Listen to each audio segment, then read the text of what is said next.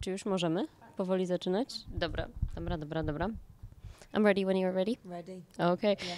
It's nice to meet you again. Meet me. It's nice to see you. How are you? I'm fine. How are you? Yeah, I'm really good, thank you.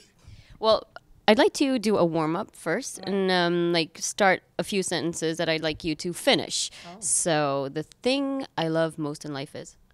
Food. Sushi, but no, mostly food. Any kind of food. I heard you liked Polish sushi. I do love Polish sushi. It's crazy. Like, I remember the first time I came here a couple of years ago, and I was really into my sushi. I remember asking for sushi and thinking, oh my gosh, I don't know if I'm going to be able to get it in Poland. I don't know what kind of food they do here. And I remember getting this humongous plate of sushi, like the biggest plate I've ever seen in my life of sushi, and it was delicious. So every time I come to Poland, I make a thing of having sushi. And the thing I am most proud of? The thing I'm most proud of is my first album, Feline. This one. Plug. Okay. The thing I hate most about myself. Oh, this is a hard one. The thing I hate most about myself is my inability to make a decision when choosing somewhere to eat for dinner.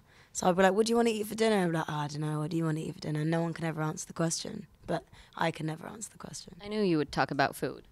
Always. It's always about, that's how we survive, is it not? And, you know, we like delicious foods. True that. Me too. Last sentence would be the thing I regret most.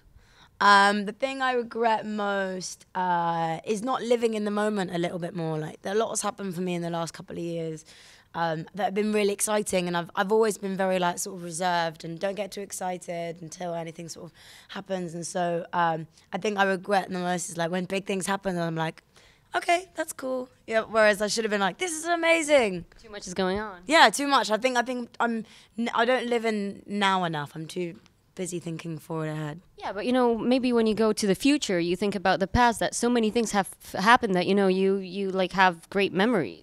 No, yeah, absolutely. I have amazing memories. I just wish that they were a bit more vivid.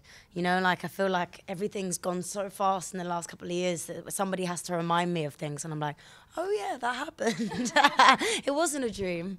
The thing why I asked you about regrets is I know that you wanted to become a professional swimmer, and I know that you regret not becoming one. Yeah. But I wonder, how was it? Was it like you really wanted to become one, and then you figured out you couldn't? So okay, I can do another thing, or was it like a big tragedy for you? I don't think it was a huge tragedy because it was over a gradual amount of time. Like, so the reason I had to stop swimming was because I had really bad ear infections, and so it became more apparent to me over time that I was less likely going to be able to do it. So I think it wasn't as like a shock when I finally quit. And by that point, I'd found like my love in like acting and dancing at school, and I was really into like the creative side of things. You know, I love drawing. I love anything to do with creating. I was really enjoying. So if anything, that was what saved me from that regret. So thank God it did. Then Bugsy Malone happened, and your teacher sort of discovered your talent and encouraged you to do what you do now. Did he tell you that, you know, there's a big career ahead of you? What did he tell you? He said that basically I was coming to the end of my school year, and I could stay at the same school, or I could go to a specialist school for like drama, singing and acting. And he said, I think you should leave. I think you should go and actually pursue it rather than just do it at school. And I did love it. And that teacher was amazing for seeing my potential and making sure that I made the right decisions. And I think that's really important as a young person, to have people that support you. And as far as I'm concerned, the artistic school that you went to is a big school, like big names come from that school as well. Who else went to that school? Just to name a few, Adele, Amy Winehouse, Rizzle Kicks, FKA Twigs. Yeah, there's loads. There's so many. Yeah, there's loads. There's a lot of you. Yeah, there is a lot, but what's so amazing about the school is that my lighting designer for my live shows, he was in my year. Really? And so he now works for me, and he works for other artists as well. And like my drummer went to the Brit school. Like, it's a big network. So it's just like, even though there's big names that come out of the school, there's so many other successful students that you might not know about, but the making of other big artists. So that's a good place to go. It's amazing. Yeah, it's fantastic. I wonder what kind of student you were. Were you a quiet student? Were you a class clown? Were you an, I don't know, shy person? I think it varied. The younger I was, I think the naughtier I was. I was quite, what's the word? A curious kid, and I always like pushing the limits. And I wasn't very good at sticking. Stories, facts. Just things like I went to a boarding school before I was 16, and you had to be in bed by like 8 p.m. and I would. That's really early. Who goes to bed at 8 p.m.? I know, but when you go to a school where you live at school like that, yeah. 8 p.m. That's crazy. I know, exactly. So then I'd be like up and about, running around, doing all the naughty things. Yeah, I mean, nothing crazy, just, like I didn't want to sleep, so I wouldn't. And so I think I was a bit more like that as I was growing up. And then as I got a bit older, I became a bit more reserved, a bit shyer, because I moved schools. So that was I joined a new school very late. And so it was a whole new world for me. So I was a bit more focused. And by that point, I knew what I wanted to do. So I was like, no time for games. What's the best story that you remember from school, like the funniest one or the craziest one? The craziest one is I got expelled. For what? But it wasn't, I didn't even get expelled. It was on the last day of school ever. It was the very last day of my boarding school before I went to the Brit school. Okay. And we had school on Saturdays. And it was it was a Saturday. And I remember my friend saying to me, I don't want to go to school today. And I was like, well, I've done all my exams.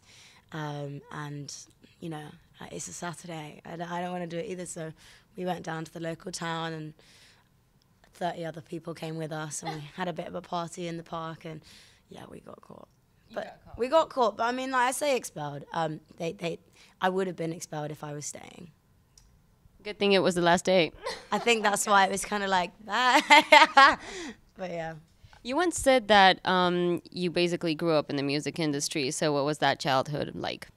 Yeah, I feel like I grew up because being like Rudimental's vocalist, I almost had like a little insight. I took a back seat whilst they were all on the up and they were doing interviews and I'd watch them do their interviews and I'd see like, I'm not going to do that, I'm going to be like this. And, I learned a lot from them just because they were so great at what they did. And I think as a solo artist, I wanted to make sure that I was educated in the best way to sort of promote myself and use that. And so, yeah, I felt like I did grow up in the industry because I had a crash course thanks to the Rudimental boys. Yeah, exactly. It's nice that you mentioned them because I know that you learned a lot from them when it comes to stage, to gigs and everything. How did they treat you? Like a kid or like a little sister or? Both. I think it varied. They're four very energetic, creative people. And they're funny. They're really funny, yeah. And so, yeah, I think, sometimes they treated me like a little sis. Sometimes I was like the annoying little kid. They used to call me Hurricane Elsky because I had a lot of energy. Stage animal, as I said before. Right? Basically, yeah. So, no, but they were really good. They were really supportive. So it was a great way to start my career.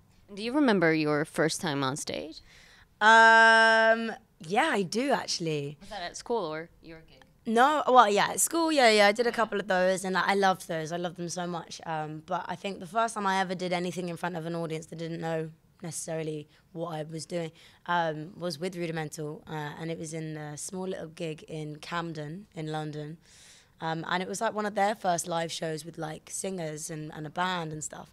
So that was exciting. I just remember it so vividly because it was the first time as a solo artist when I signed to my record deal, we deliberately didn't do any live shows because I hadn't written enough music that I wanted to share. So that was the first live show I did to an audience. Did you have goosebumps? I don't even remember. I just loved it. I had such fun, and it was a great little venue to start off in.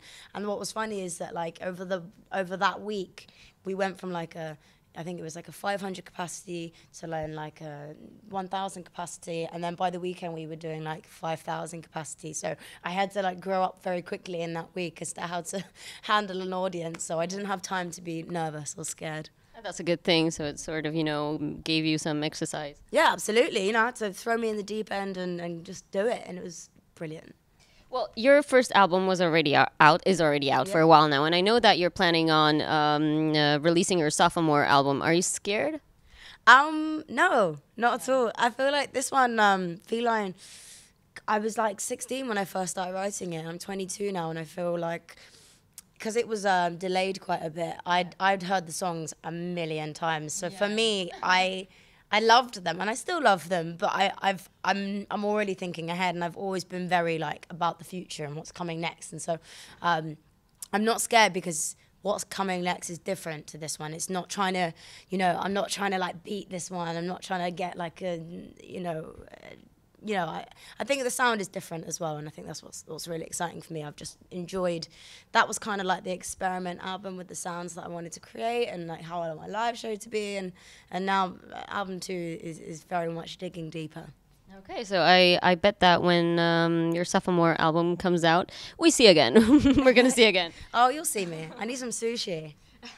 Yeah, we should have some sushi one time. Yeah, we should.